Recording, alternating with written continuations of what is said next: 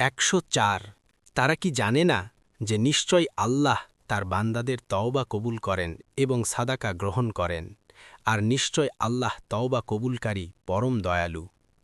105 আর বলো, তোমরা আমল করো, অতএব অচিরেই আল্লাহ তোমাদের আমল দেখবেন, তার রসুল ও মুমিনগণ, আর অচিরেই তোমাদেরকে ফিরিয়ে নেওয়া হবে গায়েব ও প্রকাশ্যের জ্ঞানীর নিকট। অতঃপর তিনি তোমাদেরকে জানাবেন যা তোমরা আমল করতে সে সম্পর্কে। 106 আর আল্লাহের আদেশের অপেক্ষায় অপর কিছু লোকের সিদ্ধান্ত পিছিয়ে দেয়া হল। তিনি তাদেরকে আযাব দেবেন, নয়তো তাদের তাওবা কবুল করবেন, আর আল্লাহ সর্বজ্ঞ প্রজ্ঞাময়।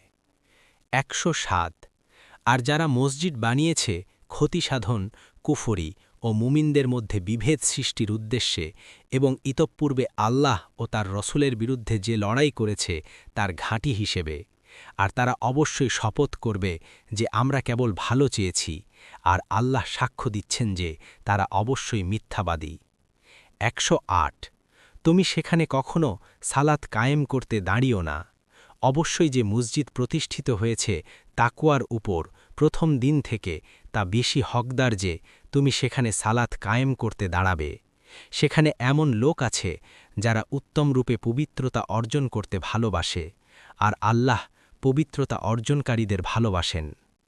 109 যে তার গৃহের ভিত্তি আল্লাহের তাকওয়া ও সন্তুষ্টির উপর প্রতিষ্ঠা করল, সে কি উত্তম না ওই ব্যক্তি যে তার গৃহের ভিত্তি প্রতিষ্ঠা করেছে এক গর্তের পতনোন্মুখ কিনারায়, অতঃপর তাকে নিয়ে তা ধসে পড়ল জাহান্নামের আগুনে।